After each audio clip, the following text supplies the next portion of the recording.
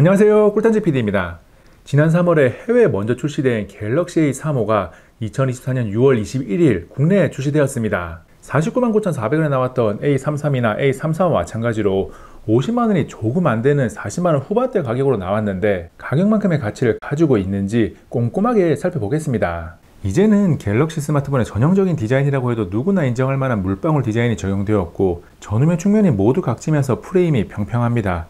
갤럭시와 아이폰에서 모두 만날 수 있는 깻잎통 디자인인데 측면 버튼이 있는 쪽은 약간 둥글게 튀어나온 형태입니다. 색상은 제가 사용 중인 모델이 라이트 블루고 진한 회색 느낌이 강한 블루블랙도 있습니다. 재질은 유리 유광 후면에 플라스틱 무광 프레임이고 디스플레이는 코닌 고릴라 글래스 빅터스 플러스를 사용했습니다. 생긴 모습은 종합적으로 지고 있는 모습을 보면 제법 깔끔하게 잘 나왔습니다. 중고급형 스마트폰의 성능이 과거보다는 상향 평준화된 편이고 갤럭시 A 시리즈는 전년도에 한 단계 위에 있는 모델의 AP를 가져와서 사용하곤 합니다. 2024년 갤럭시 A35에 탑재된 엑시노스 1380은 2023년 해외에서는 갤럭시 A54, 국내에서는 갤럭시 컨텀4로 나온 모델에 적용된 AP입니다. CPU의 성능을 가늠할 수 있는 기크니치 6와 GPU의 성능 체크를 할 수 있는 3D마크 와일드랩 익스트림 결과를 보면 높지는 않아도 중보급형 스마트폰 시장에서 충분히 쓸만하다고 평가받을 수 있는 점수입니다. 전작인 갤럭시 A34와 엑시노스 1380과 비슷한 성능을 가지고 있는 스냅드래곤 778G를 탑재한 갤럭시 A OES와 점수를 함께 봐도 갤럭시 A35가 이 정도면 쓸만하다라는 것을 벤치마크 점수에 대해 몰라도 어렴풋이나마 알 수 있습니다. 그리고 스로틀링 체크를 위해 스트레스 테스트를 진행해보면 스로틀링이 거의 걸리지 않아서 최고 성능이 곧 유지 성능이 됩니다. 스트레스 테스트간의 전후면 외부 온도를 측정해보면 전후면 모두 우려할 만한 수준으로 온도가 올라가지 않습니다. 최고 부하를 받는 상태에서 이 정도면 발열 관리는 완전히 신경 쓰지 않아도 됩니다. 퍼포먼스, 스로틀링, 발열 관리를 종합적으로 판단하면 갤럭시 A35의 성능은 고사양을 요구하는 게임에서 그래픽 설정을 높여서 플레이하는 등 부하를 강하게 받는 경우를 제외하면 일반적으로 답답하지 않게 사용할 수 있는 성능을 갖추고 있습니다. 물론 상대적으로는 고가의 프리미엄 스마트폰을 사용하다가 갤럭시 A35를 사용하면 역체감이 됩니다. 가격대가 다르니까 당연한 이야기인데 가끔 갤럭시 A 시리즈를 S 시리즈와 비교하면서 게임을 하지 않으면 성능 차이를 체감할 수 없다는 잘못된 정보가 흘러다니고 있더라고요. 갤럭시 A35는 중보급형 스마트폰이 주류를 이루고 있는 해외에서는 6기가 램과 8기가 램 두 가지 옵션이 있는데 국내에는 6기가 램 단일 옵션입니다. 소비자가 시장의 상황까지 고려해야 되는 것은 아니니까 해외에 있는 8기가 램이 국내에 나오지 않는 것은 아쉬운 부분입니다. 저장 용량 역시 단일 옵션으로 UFS 2.1 규격의 128기가를 탑재했고 메모리 카드 슬롯이 있어서 1TB까지 마이크로 SD 카드를 사용할 수 있습니다. 다음은 OLED 디스플레이 분석입니다. 1080x2340 해상도, 120Hz 주사율을 지원하는 19.5:9 화면비 6.6인치 슈퍼 아몰레드 디스플레이는 제법 쾌적하게 사용할 수 있는 화질을 갖추고 있습니다. 슈퍼 아몰레드가 삼성이 사용하는 OLED 디스플레이 중에 급이 떨어지는 종류이긴 해도 OLED는 OLED라서 영상을 보고 있으면 충분히 쾌적합니다. 일반 최대 밝기가 실측 기준 1026니트까지 나와서 대부분의 환경에서 밝기가 어두워서 불편한 경우는 없습니다. 아무래도 A 시리즈다 보니 베젤의 굵기는 다소 있는 편이고 하단은 상단이나 좌우보다 아주 살짝 더 굵은 편입니다. 그래서 디자인적으로는 아쉬움이 묻어날 수 있는데 영상을 시청하든 웹서핑을 하든 일반적인 사용 환경에서 거슬리지는 않습니다. 물론 처음 사용할 때 눈에 보이니까 약간의 적응 시간이 필요할 수가 있는데 시간이 조금만 지나면 신경 쓰지 않게 됩니다. 이제는 A 시리즈에서도 쉽게 만날 수 있는 120Hz는 적응형은 아니고 60Hz와 120Hz 두 가지 옵션 중 하나를 선택해서 고정 사용하는 형태입니다. 배터리 용량도 큰 편이고 사용 효율도 좋은 편이라서 배터리를 조금 더 많이 소모하더라도 부드러운 사용성을 보장하는 120Hz로 설정하면 무난합니다. 디스플레이에서 한 가지 체크가 필요한 부분으로 무지개 현상이 있습니다. 슈퍼 아몰레드 디스플레이에서 나타나는 종특으로 주변 환경이 어두울 때 흰색 계열의 색상에서 일렁거리는 무지갯빛이 보입니다.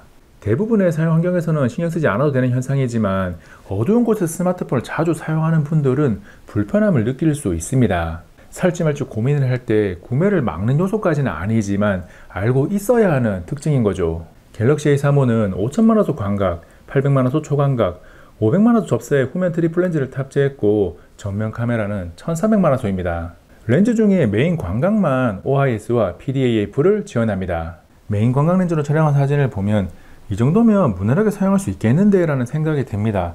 물론 확대를 하거나 스마트폰이 아닌 모니터나 TV 등 큰 화면으로 보면 중보급형 스마트폰이라는 것을 느끼기도 합니다. 스마트폰으로 찍은 사진을 스마트폰 안에서 소비하는 경우가 많으니까 그럭저럭 사용할 수 있는 거죠.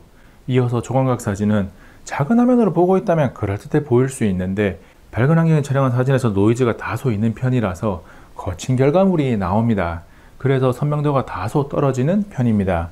그리고 접사 역시 촬영 옵션이 하나 더 있다는 측면에서는 긍정적인 부분이지만 한두 번 사용해서 결과물을 보면 손이 더 이상 가지 않습니다. 다음 전면 카메라 촬영한 셀피 사진을 보면 훌륭하진 않아도 스마트폰 정도의 작은 화면에서 소비하기에는 그럭저럭 쓸만합니다. 보고 있는 사진에서 모델이 별로인 거지 사진이 많이 구리지는 않습니다. 갤럭시 A35를 사용하면서 영상 촬영 성능은 기대를 전혀 하지 않았었는데 메인 광각으로 촬영을 하면 의외로 쓸만합니다.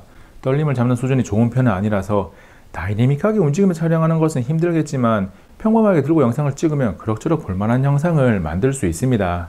종합적으로 카메라는 중보급형 스마트폰을 느끼게 해주는 성능을 가지고 있지만 큰 기대 없이 사용한다면 그럭저럭 쓸만한데 라는 느낌으로 사용할 수 있는 성능을 갖추고 있습니다. 중보급형 스마트폰에서 카메라 성능까지 만족스럽기를 바라는 것은 욕심이죠. 스테레오를 지원하는 스피커는 하단면에 하나가 있고 다른 하나는 통화 리시버를 활용합니다. 소리가 조금 거친 면이 있고 볼륨을 올려도 답답함이 계속 느껴져서 음질이 썩 좋지는 않습니다. 그래도 스테레오가 맞구나 정도의 기본기는 갖추고 있고 갤럭시 A 시리즈니까 가격대까지 고려해서 사용하기 위한 최소한의 기준은 넘겼다고 평가를 합니다. 앞에서 잠깐 이야기를 했던 배터리는 5000mAh 용량을 탑재했습니다. 사용시간이 어느 정도인지 감을 잡기 위해서 5000mAh 용량의 갤럭시 S24 울트라, 4000mAh 용량의 갤럭시 S24와 상대적인 차이를 실측 데이터로 정리합니다. A35는 사용 효율이 S24보다는 약 5%, S24 울트라보다는 약 9.1% 좋은 편인 덕분에 절대적인 사용 시간이 S24보다는 약 31%가 길고 S24 울트라보다는 약 20%가 더 깁니다. 용량이 크기도 하지만 상대적으로 좋은 사용 효율까지 더해서 사용 시간은 갤럭시 A35의 분명한 장점입니다. 충전은 유선 25W를 지원합니다. 스마트폰이 꺼질 때까지 사용 충전을 하면 30분에 약 50%가 충전되고 100% 충전하는데 약 1시간 25분이 걸립니다. 배터리에 이어 진동 모터는 고급스러운 느낌이 나는 것은 아니지만 너무 가볍거나 잔망스러운 느낌은 아니라서 무난하게 사용할 수 있습니다. 제가 편견을 가지고 있어서 그런지 몰라도 싼 티가 날 줄 알았는데 그렇지 않더라고요. 다음 이야기할 요소는 휴대성입니다. 6.6인치 스마트폰이니까 제법 큰 편입니다. 왼쪽에 갤럭시 S24 울트라, 오른쪽에 아이폰 15 프로맥스를 놓고 함께 보면 어느 정도 크기가 가늠이 될 겁니다. 무게는 209g으로 6.6인치 크기를 고려하면 무겁다와 가볍다의 딱 중간 정도에 있습니다. 6.5인치로 나온 갤럭시 A25가 플라스틱 후면 덕분에 197g이었던 것을 생각하면 무게가 조금 아쉽긴 한데 A35는 후면에 유리를 사용했으니까 약간 늘어난 무게를 감수할 수 있습니다. 조금 더 만족스러울 거예요. 휴대성을 와 좋다라고 평가할 수는 없겠지만 요즘 대화면 스마트폰이 워낙 많이 무거워지다 보니까 나쁘지는 않습니다. 지금까지 갤럭시 A35가 가지고 있는 특징과 성능을 자세하게 살펴봤고 소소하지만 체크가 필요한 중요한 것들을 짧게 정리합니다. 갤럭시 A35는 와이파이 6, 블루투스 5.3, IP67 방수 방진을 지원하고 삼성 월렛으로 통합된 삼성페이를 사용할 수 있습니다. 삼성 텍스는 지원하지 않습니다. 센서는 스마트폰 사용이 필수적인 가속도, 자이로, 방향 센서를 탑재했고 가상 근접 센싱을 지원합니다. 그리고 광학식 온스크린 지문익 센서가 탑재되어 있습니다.